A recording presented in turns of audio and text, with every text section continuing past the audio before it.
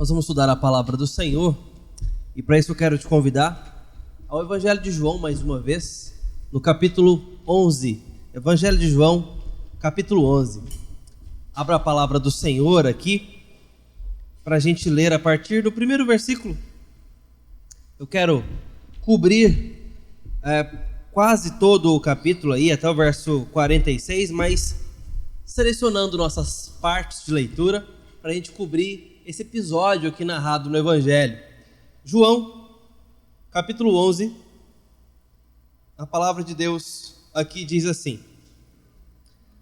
Estava enfermo Lázaro, de Betânia, da aldeia de Maria e de sua irmã Marta. Esta Maria, cujo irmão Lázaro estava enfermo, era a mesma que ungiu com bálsamo o Senhor e lhe enxugou os pés com seus cabelos. Mandaram, pois, as irmãs de Lázaro dizer a Jesus: Senhor, está enfermo aquele a quem amas.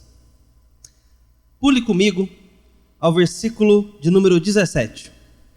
Chegando Jesus, encontrou Lázaro já sepultado havia 4 dias. Ora, Betânia estava a cerca de 15 estágios perto de Jerusalém. Muitos dentre os judeus tinham vindo ter com Marta e Maria para as consolar a respeito de seu irmão. Marta, quando soube que vinha Jesus, saiu ao seu encontro. Maria, porém, ficou sentada em casa. Disse, pois, Marta a Jesus: Senhor, se estiveras aqui, não teria morrido meu irmão. Mas também sei que, mesmo agora, tudo quanto pedires a Deus, Deus tu concederá. Declarou-lhe Jesus: Teu irmão há de ressurgir. Eu sei, replicou Marta, que ele há de ressurgir na ressurreição no último dia. Disse-lhe Jesus: Eu sou a ressurreição e a vida. Quem crê em mim, ainda que morra, viverá. E todo que vive e crê em mim não morrerá eternamente. Crês nisso? Sim, Senhor, respondeu ela. Eu tenho crido que tu és o Cristo, o Filho de Deus, que devia vir ao mundo. Tendo dito isto, retirou-se, chamou Maria, sua irmã, e disse-lhe em particular: O Mestre chegou e te chama. Ela, ouvindo isto, levantou-se depressa e foi ter com ele. Pois Jesus ainda não tinha entrado na aldeia, mas permanecia onde Marta se avistara com ele. Os judeus que estavam com Maria em casa e a consolavam, vendo-a levantar-se depressa e sair, seguiram-na, supondo que ela ia ao túmulo para chorar. Quando Maria chegou ao lugar onde estava Jesus, ao vê-lo, lançou-se-lhe aos pés, dizendo: Senhor, se estiveras aqui, não teria meu irmão morrido. Jesus, vendo-a chorar, e bem assim os judeus que a acompanhavam, agitou-se no seu espírito e comoveu-se. E perguntou: Onde o sepultastes? Disseram: Senhor, vem e vê. Jesus chorou. Então disseram os judeus: Vede o quanto o amava. Mas alguns objetaram: Não podia ele, que abriu os olhos ao cego, fazer que este não morresse? Jesus, agitando-se novamente em si mesmo, encaminhou-se para o túmulo. Era uma gruta, em cuja entrada tinha posto uma pedra. Então ordenou Jesus: Tirai a pedra. Disse-lhe Marta, irmã do morto: Senhor, já cheira mal, porque já é de 4 dias. Respondeu-lhe Jesus: Não te disse eu que, se credes, verás a glória de Deus?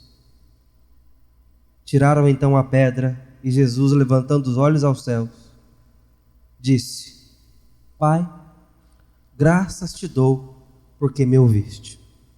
Aliás, eu sabia que sempre me ouves, mas assim falei por causa da multidão presente, para que creiam que tu me enviaste. E tendo dito isto, clamou em alta voz: Lázaro, vem para fora. Até aqui a palavra do Senhor. Irmãos e irmãs, nós temos vivido dias de luto. Não importa o quanto nós valorizamos tudo o que está acontecendo ou desprezamos, é tempo de luto. É tempo de luto nacional. O Brasil está para bater o recorde mundial de mortes devido à pandemia.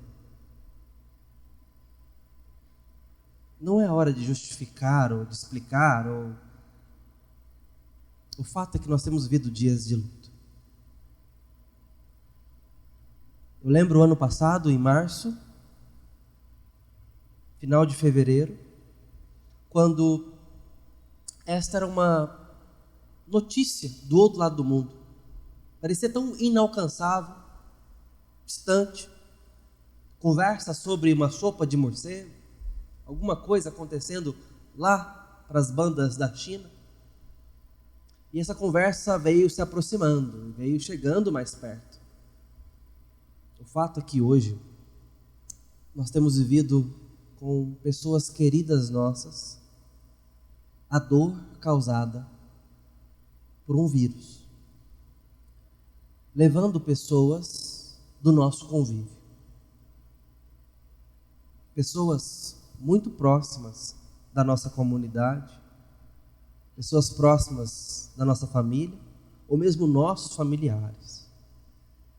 Nós temos vivido dias difíceis, mas a morte não deve ser um assunto estranho para nós. Nós precisamos conversar sobre isso, à luz da palavra de Deus. E nesse encontro, nessa noite, eu quero exortar o seu e o meu coração à luz do próprio Jesus, Senhor da vida, Senhor da morte. Para, em especial, falar àqueles que estão enlutados, que estão temerosos, frágeis e a ponto de desmoronar.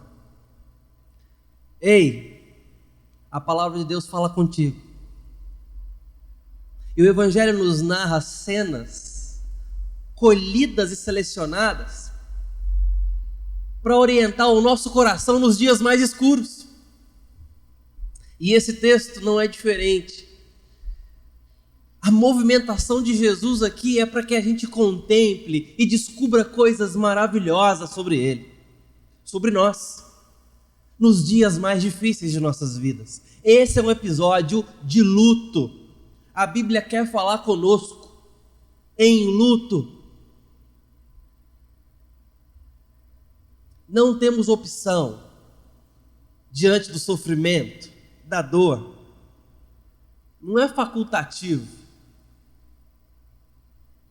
Irmãos, a perda pessoal e a morte é democrática. E isso não barateia esse assunto e nem o desvaloriza, não o desmerece. Mas o fato é que não é facultativo, nós não escolhemos viver ou não, experimentar ou não o gosto amargo da perda. E justamente por isso, nós precisamos da doçura do Evangelho para passar por esses dias, para fortalecer o nosso coração,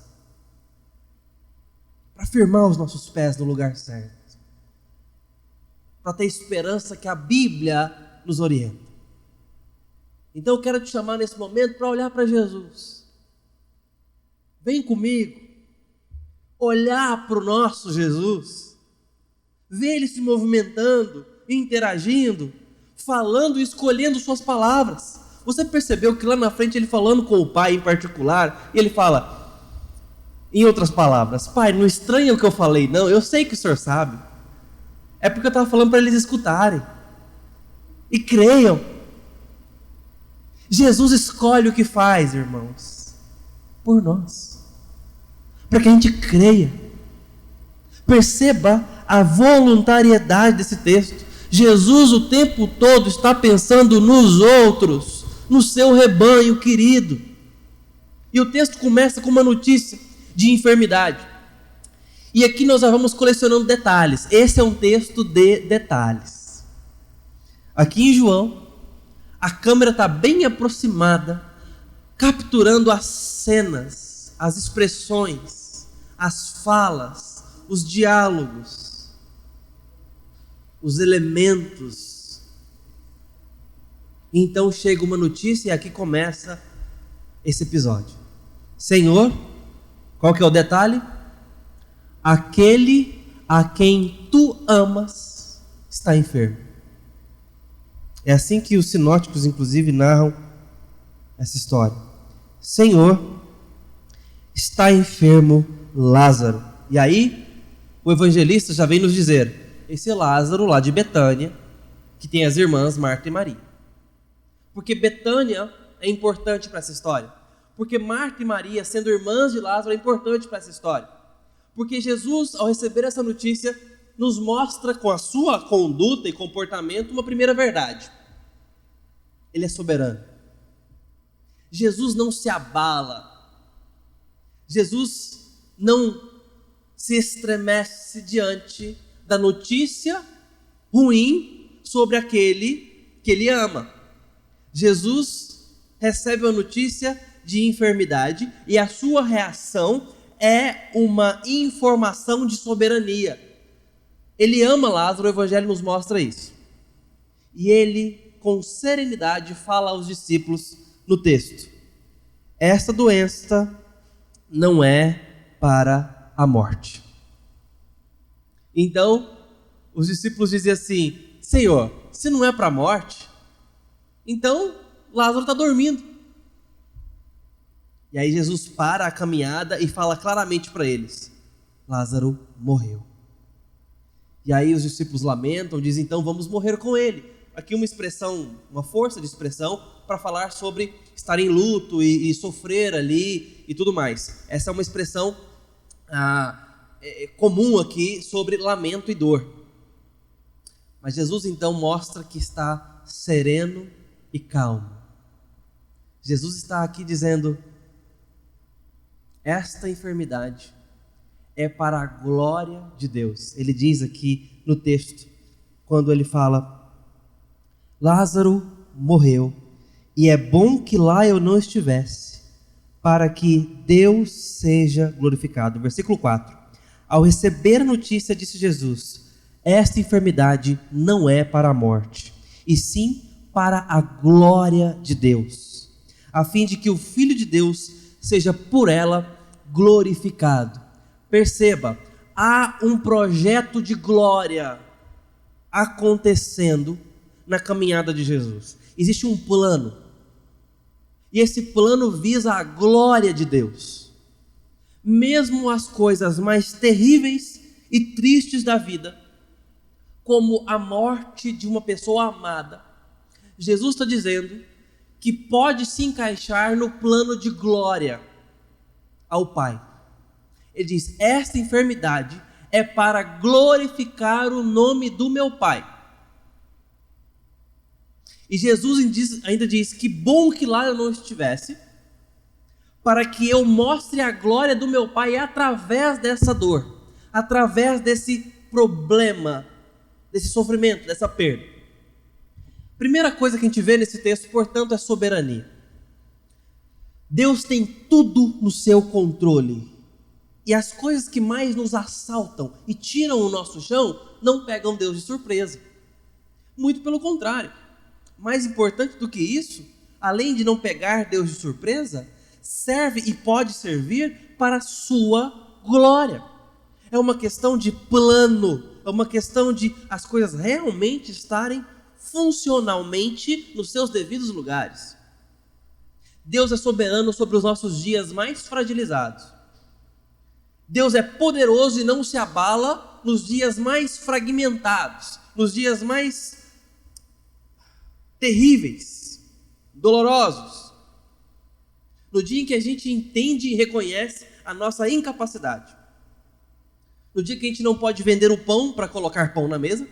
No dia que a gente percebe que não pode trabalhar simplesmente por forças externas e maiores. No dia que a gente percebe que não tem um sustento que gostaríamos de ter. No dia que nós percebemos que por respirar ficamos doentes e com risco de padecer. No dia em que nós percebemos a fragilidade de nossas crianças, um acidente de trânsito, nós somos expostos em eventos múltiplos e diversos sobre a nossa fragilidade. A Bíblia sempre cuidou de não nos poupar sobre a fragilidade humana, a ponto de dizer no salmista, ou pelo salmista, que Deus conhece a nossa estrutura e sabe que a gente é o quê? Pó. E além disso mostra a fragilidade de caráter, de segurança, fragilidade da fé. Irmãos, nós somos frágeis. E há muitas curvas nessa vida que fazem realçar nossas fragilidades. Não é esse o problema. O problema não é o que conseguimos fazer. O problema é não respondermos adequadamente àquele que trata pessoas frágeis. Esse é um texto que fala sobre dias difíceis. Esse é um texto que fala sobre pessoas frágeis. E para essas pessoas, esse texto, bem como a palavra de Deus, mostra um Deus que não é frágil. Mostra um Deus que não é quebradiço. Mostra um Deus que não se abala. Mostra um Deus que, em vez de ser pó, é a rocha viva. A rocha dos séculos.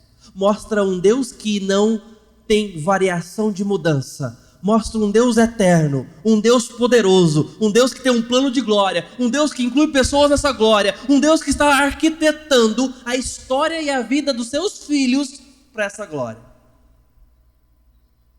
O quanto você conhece sobre esse Deus desse tamanho?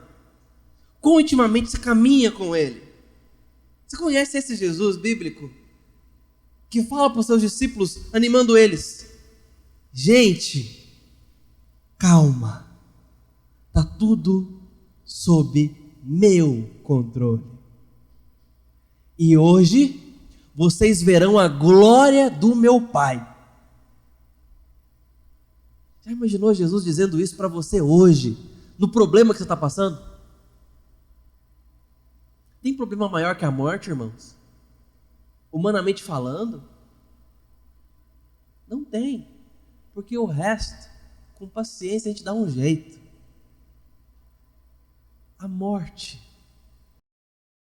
Eu sei que nós somos crentes, nós temos uma opinião para dar sobre a morte diferente.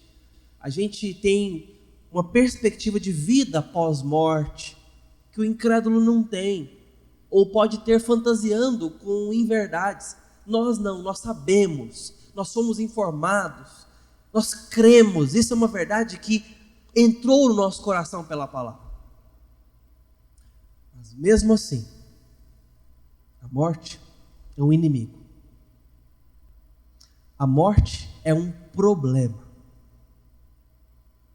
E esse texto, ao mostrar a soberania de Jesus, sua segurança e serenidade, vai nos mostrar outras reações que ele tem que são distintas dessa. E que de alguma forma se harmonizam no ser de Cristo, complexo, completo, majestoso, divino e tão humano. Porque após acalmar os seus discípulos e com a soberania de um rei, fica calmamente mais 2 dias onde está e caminha mais 2 dias de viagem. Quando ele chega em Betânia, Lázaro está morto há 4 dias. E ele então encontra com Marta e Maria. E as duas têm uma atitude bem similar. Quando elas se lançam aos pés de Jesus e dizem a mesma coisa, porque aprenderam da palavra de Deus: Senhor, se estivesse aqui, meu irmão não teria morrido. Se o Senhor estivesse aqui, meu irmão não teria morrido. Ah, se Deus tivesse velado por mim, zelado por mim, assistido por mim, no momento daquele acidente, no momento desse problema, no momento daquela morte, no momento daquela despedida, no momento daquele sofrimento. Onde estava Deus? Essa é a pergunta que fazemos diante da dor, diante dos desastres. Cadê Deus? Onde está Deus? Onde está Deus no mundo contaminado? Onde está Ele? Se o Senhor estivesse aqui, meu irmão não teria morrido. Essa é a resposta das irmãs em amarga tribulação de dor, enlutadas de 4 dias. Meu irmão morreu, Senhor. Ele está sepultado. E aí o texto até aqui só reforça aquela ideia de soberania.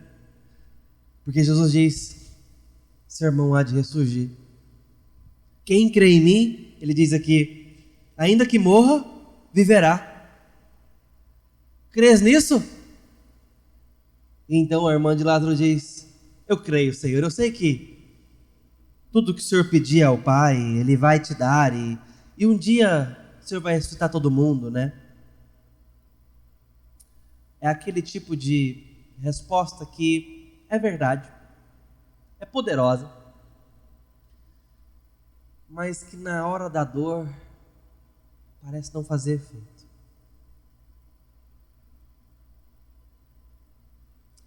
Você chega para a pessoa enlutada, ou mesmo tendo passado por isso, e alguém diz, você crê na vida eterna? Ele diz, eu creio. Você crê que um dia você vai reencontrar seu pai, ou mesmo um filho que você perdeu aqui na história? Eu creio. É verdade, é uma verdade poderosa, mas às vezes parece não bastar para o coração quebrado, porque o buraco está ali, a dor está ali, a ausência está mais presente do que qualquer outra coisa. E eu vejo Marta dizendo aqui, desconsolada, eu sei, Senhor, eu creio, um dia a gente vai estar junto, mas seus olhos dizem outra verdade, marejados. Cadê meu irmão?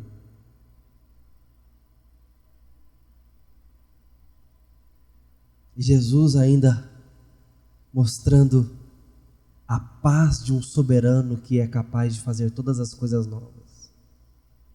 Crês nisso? Você crê que eu posso ressuscitar o seu irmão? Ela não estava entendendo o que Jesus estava dizendo. Mas o texto começa a virar aqui, meus irmãos. Porque quando ele vê as irmãs juntas, os amigos dessa família, todos desconsolados, Jesus se agitou no seu espírito e se comoveu. Versículo 33. Vendo-a chorar, bem assim os judeus que a acompanhavam, agitou-se no seu espírito e se comoveu. O Rei soberano se abalou. Aquele que enxuga lágrimas estava com os olhos marejados. Aquele que estanca o sangramento estava sangrando. Por quê? Porque Ele ama Marta, ama Maria e ama Lázaro. E eles estão chorando uma dor aparentemente irreversível. E o soberano dos reis da terra não é apenas soberano, é o nosso soberano, o nosso Jesus, aquele que nos ama e não apenas governa, aquele que se entregou para morar conosco e nos chamar não apenas de servos, mas de amigos. E é este o momento em que nós percebemos que a morte é um problema. E o versículo seguinte, Jesus então pergunta: onde sepultaram ele? Senhor, vem ver.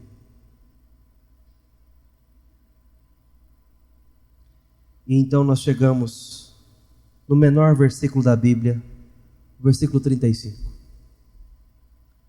Jesus chorou. Eu não sei vocês, mas se eu me coloco no lugar de Marta e Maria, e eu olho para a esperança da minha vida chorando, ali o desespero havia de bater no meu coração. Onde ficaria claro para mim que de fato não há nada para ser feito. O que aconteceu de fato é uma desgraça. Jesus está chorando.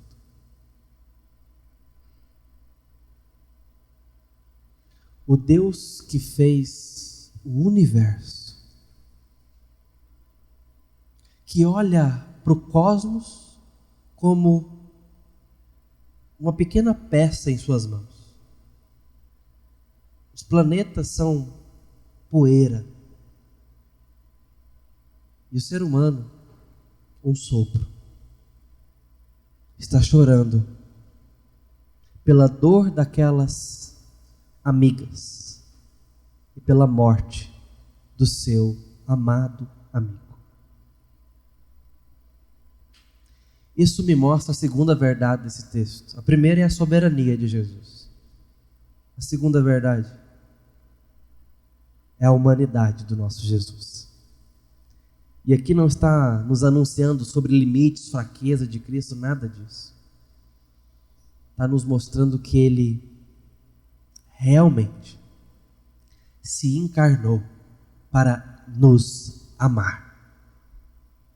A soberania de Jesus não se desassocia dos seus afetos comprometidos conosco. Nós, de uma orientação reformada, calvinista, corremos um grande risco de termos uma teologia manca e mal orientada por boa intenção ao crermos e realçarmos a soberania biblicamente revelada. Mas, às vezes, no ímpeto de reforçar esta verdade bíblica, podemos deixar de fora a doutrina completa do ser de Deus por nós na terra e no mundo. Que Jesus se encarna por amor e num plano soberano, de fato nos ama. Caminha conosco, nos conhece, nos ouve, e a nossa dor também é dele. Isso foi prometido há milênios atrás, quando o profeta Isaías recebe a informação dos céus, que o Cordeiro de Deus seria levado ao matadouro, em silêncio, mudo, sofreria, seria moído, rasgado. Mas porque as nossas pisaduras estariam sobre ele, e ele levaria sobre si as nossas dores e enfermidades. Isso de levar sobre si não é apenas de nos privar, nos poupar do sofrimento eterno, mas também sentiria as nossas dores, porque nós somos dele, somos povo dele, somos adotados em Cristo para sermos agora filhos e cordeiros com ele. de Deus. Essa é a nossa relação com Ele. É isso que a Bíblia nos revela. Esse é o Jesus revelado pelos evangelhos. Um Jesus que leva a sua vida a sério. Um Jesus que não brinca com a nossa história. Um Jesus que nos ensina a cantar com os que se alegram, porque as nossas alegrias são dele. Ele nos ensina a chorar com os que choram, porque as nossas dores também são dele. Esse Deus soberano chora ao ver o seu amigo morto. A morte é um problema, meus irmãos. Não era para ser assim. Não era para ser assim. A morte é uma contingência do pecado. E Jesus vai restaurar a nossa realidade. Ele vai consertar esse problema. Nós vamos voltar a falar sobre a eternidade. Nós vamos experimentar isso um dia. Mas sem um consolo impalpável, Jesus nos mostra um adiantamento nesse episódio e diz: tira a pedra. E então uma das irmãs diz: Senhor, já há 4 dias está sepultado aí, está cheirando mal. Mas então Jesus diz assim: tirai a pedra. Não te disse que, se creres, verás a glória de Deus? Tiraram então a pedra. E aquele que chamou a luz à existência,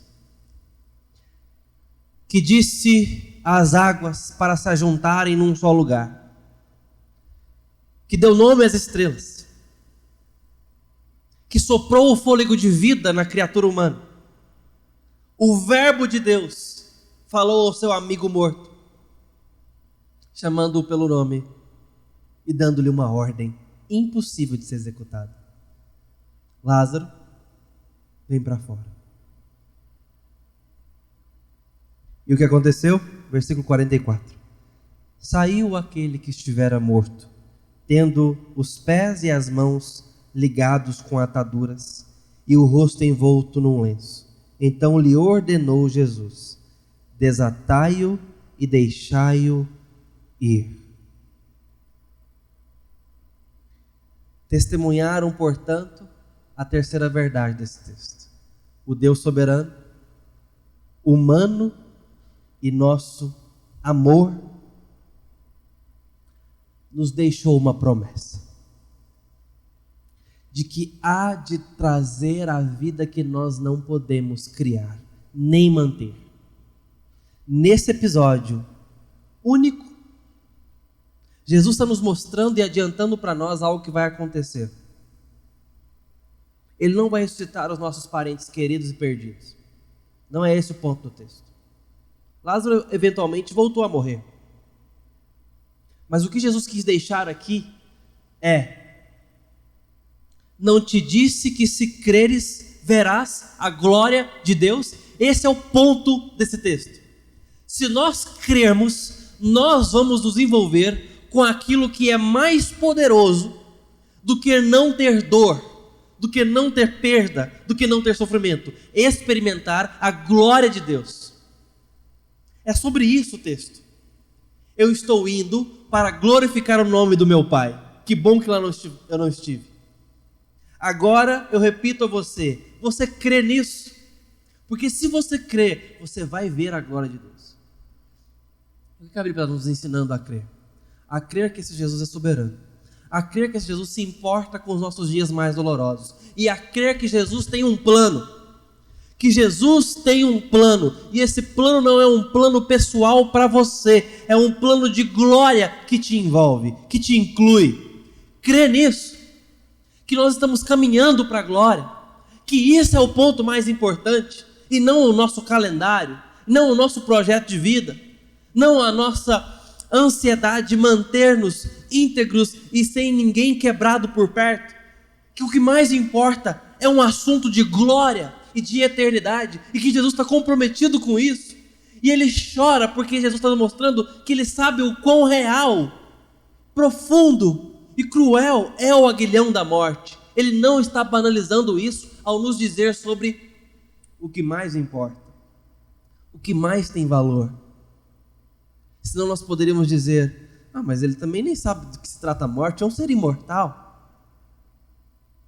É o que fez a vida. Jesus chorou justamente para nos mostrar que ele sabe melhor do que nós o peso da dor, para nos dizer, o assunto é glória. E eu estou levando vocês para este novo momento, nova realidade, nova experiência. E então, muitos, pois, dentre os judeus que tinham vindo visitar Maria, vendo o que fizera Jesus, creram nele. Outros, porém, foram ter com os fariseus e lhes contaram os feitos que Jesus realizara. Tudo o que Jesus está dizendo aqui e fazendo é para que creiamos nele. Como esse texto chega para nós? Chega de 4 formas, pelo menos. Primeiro, nos recobrando a memória. Você tem crido que Deus é soberano de fato? E qual que é a importância de crer num Deus soberano? Nos livra da ansiedade desesperada. Nos firma aos pés sabendo que nós estamos na marcha ou sobre a marcha do bom general. Nós estamos num mundo que tem rei. E quando todos falharem conosco ao nosso redor, nós temos um que não falha e que se mantém. Esse é o soberano dos reis da terra. O princípio e o último. Essa é a primeira forma que esse texto aquece o meu coração. A segunda forma é entender que Deus não menospreza a sua dor, a minha dor. Ele escuta as suas orações. Ele sabe dos seus medos, das suas dores. E Ele as valoriza mais do que você. Porque Ele sabe o para que te fez. E conhece melhor do que ninguém os estragos do pecado, que nós não fazemos ideia completa. Ele é capaz de chorar suas dores. Entenda isso, para que você experimente um amor novo a Jesus. Um descansar na soberania, mas um descansar caminhando com alguém que te ama. Não é um rei lá, é o nosso amado Jesus, que nos toma pela mão, que nos toma no colo, que nos conhece, que propõe intimidade. A outra verdade é que esse Jesus nos exorta a crer nele. Você tem crido que ele tem um plano de glória? Que isso é o que mais importa? E que diante disso eu preciso fazer uma pergunta de aplicação? Como que o meu momento pode glorificar a Deus? Eu quero te encorajar, por mais difícil que esteja a sua situação nesse momento, a fazer essa pergunta. Como que eu posso glorificar a Deus nesta circunstância? Eu quero que você converse isso com a sua família hoje, se possível. Orem por isso. Deus, o que o Senhor está escrevendo na minha história que eu não estou conseguindo ler agora, porque os meus olhos estão marejados? E ao mesmo tempo te exortar para crença firme de que o que Ele escreve em nossa história, legível ou não por nossos olhos, é sempre uma declaração de amor. E em quarto lugar, aí sim chegou a hora de pensarmos escatologicamente no futuro. Irmãos, esse plano de glória envolve o fato de Cristo ser o primogênito dos mortos. Aquele que morreu em nosso lugar e ressurgiu, nos prometendo uma nova vida, um novo céu e uma nova terra. O Jesus glorificado, ressurreto dos mortos, que se assentou e comeu com seus discípulos a última ceia, estava prenunciando para nós e identificando o que haveria de acontecer e o que há de acontecer com a sua igreja, o seu rebanho amado. Ele está nos arrebanhando para o novo céu, a nova terra e a chegada da nova Jerusalém. É sobre isso a vida. Não sobre esses poucos dias vividos na história que temos vivido. Não seja mesquinho com o plano eterno de Deus, limitando suas expectativas aos nossos poucos anos de vida nessa terra. E olha que provavelmente seja inclusive nessa terra, a nova terra. Mas não menospreze, achando que esse tempo que temos vivido é o centro do plano de Deus. Ele se revelou aqui e agora, para nos comunicar sobre um depois, perfeito, pleno e razão pela qual tudo está acontecendo. Razão pela qual o Cordeiro foi imolado na eternidade. Razão pela qual ele vem, se encarna, sofre, morre, ressurge e promete a vida. Querido irmão, querida irmã, não te disse que se creres verás a glória de Deus? Você que está em dias de luto, eu quero te perguntar, você crê? Peça mais fé hoje para o Senhor, para que mesmo nos dias em que nossos olhos se recusam a parar de chorar, nós possamos ver a glória de Deus.